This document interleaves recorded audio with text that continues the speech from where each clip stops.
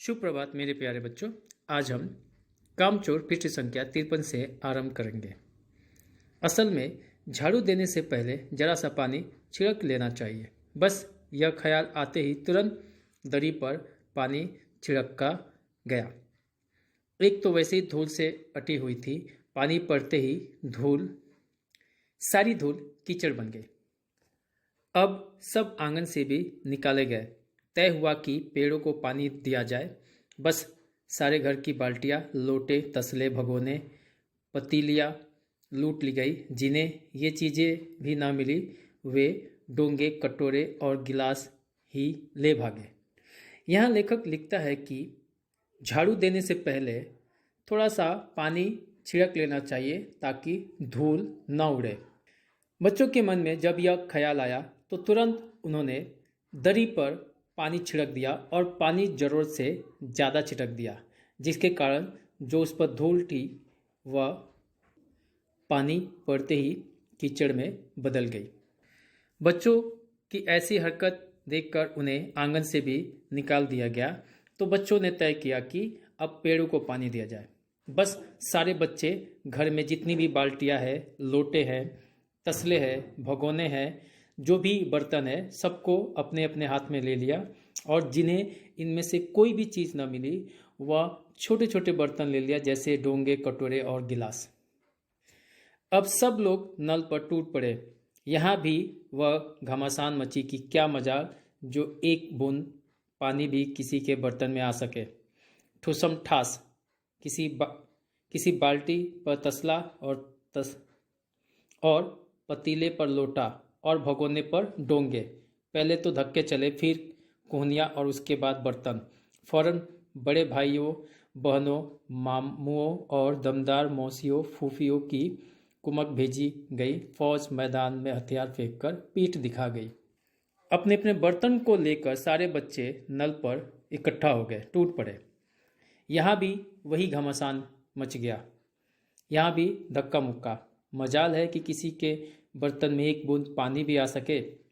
सब लोग धक्का धुक्की में व्यस्त है। कोई अपनी बाल्टी लगा रहा है तो उसके बाल्टी के ऊपर कोई अपना पतीला लगा रहा है, पतीले के ऊपर कोई अपना लोटा लगा दे रहा है, लोटे के ऊपर कोई अपना भगोना लगा दे रहा है। ये सब बर्तन है और कोई अपने भगोने के ऊपर अपना डोंगे को भी लगा रहा है।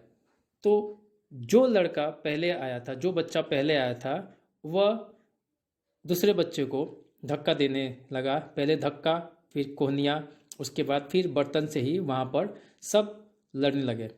यह देखकर बड़े लोगों की फौज भेजी गई, जिसमें बड़े भाई, बहन, मामा, मौसी, फूफी, ये सब थे। इनको देखकर सारे बच्चे मैदान से भाग जाते हैं, अर्थात आंगन से भाग जाते हैं। इस ढींगा मुश्ती में कुछ बच्चे कीचड़ में लथपथ हो गए, जिन्हें नहला कर कपड़े बदलवाने के लिए नौकरों की वर्तमान संख्या काफ़ी नहीं थी।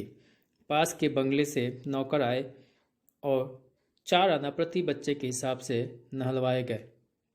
जो बच्चे धक्का मुक्की में चोटिल हो गए या आंगन में गिर गए, आंगन में कीचड़ था, उनके ऊपर बहुत सारा कीचड़ लड़ गया, जिसकी वजह से उनका शरीर गंदा हो जाता है। बाद में उनको नहलवाए गए और उनके कपड़े बदलकर उनको साफ सुथरा किया गया। और ऐसा करने के लिए जो घर में नौकर थे वो पर्याप्त नहीं थे, जिसके कारण बगल के बंगले से नौकरों को बुलवाया गया, जिन्होंने एक बच्चे को नहलाने के लिए 4 पैसे का मांग किया। हम लोग कायल हो गए कि सचमुच यह सफाई का काम अपने बस की बात नहीं और न पेड़ों की देखभाल हमसे हो सकती है। कम से कम मुर्गियाँ ही बंद कर दे। बच्चों ने सोचा कि हमसे कोई काम नहीं होगा, ना ही सफाई का और ना ही पेड़ों को पानी देने का। तो कम से कम हम मुर्गियों को तो उसके घर में बंद कर सकते हैं।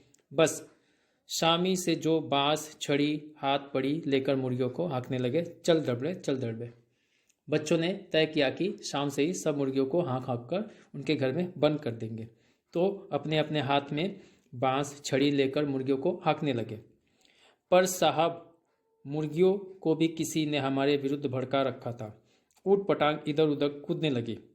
2 मुर्गियां खीर के प्याले से, जिन पर आया चांदी के वर्क लगा रही थी, दौड़ती फड़फड़ाती हुई निकल गई।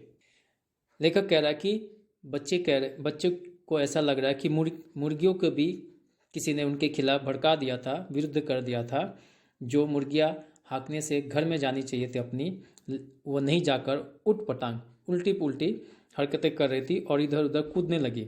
उनमें से जो 2 मुर्गियाँ हैं वह खीर के प्याले कप से होकर निकल गई फड़फड़ाती हुई।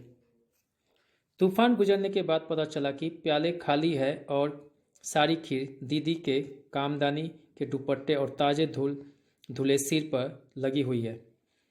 एक बड़ा सा मुर्गा अम्मा के खुले हुए पानदान के में कूद पड़ा और कत्थे चूने से लुढ़ते हुए पंजे लेकर नानी अम्मा की सफ़ेद दूध जैसी चादर पर छापे मारता हुआ निकल गया। यहाँ लेखक लिख रहा है कि तूफान जाने के बाद हमें ख्याल होता है कि कहाँ कहाँ पे कितनी बर्बादी हुई है। ठीक वैसा ही यहाँ पर भी हुआ।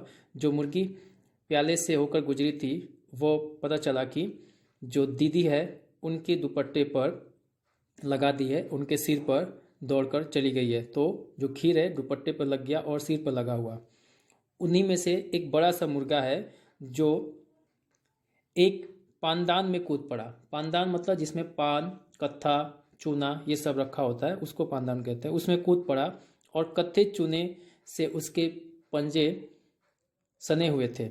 वो पंजों को लेकर अम्मा जी की जो दूध जैसी सफ़ेद चादर थी उस पर छापा मारते हुए चला गया। अर्थात जो सफ़ेद चादर थी उस पर कत्थे का निशान पड़ गया और एक जैसे नया सा डिजाइन बनाता हुआ वो निकल पड़ा। मेरे प्यारे बच्चों, आज की कक्षा में इतना ही। अगर किसी छात्र को किसी भी तरह की दुविधा हो तो मुझसे संपर्क कर सकता है। धन्यवाद। सबका दिन शुभ हो।